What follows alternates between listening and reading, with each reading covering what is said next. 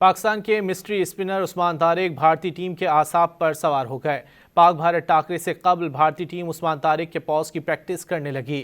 T20 world cup में पाकिस्तान के खिलाफ मैच से कबल भारतीय टीम ने उस्मान तारिक के ठहर कर बॉलिंग कराने के खिलाफ नेट पर प्रैक्टिस की और भारतीय टीम के कप्तान सूर्य कुमार यादव ने खिलाड़ियों को उस्मान तारिक की तरह ठहर कर बॉलिंग करवाई।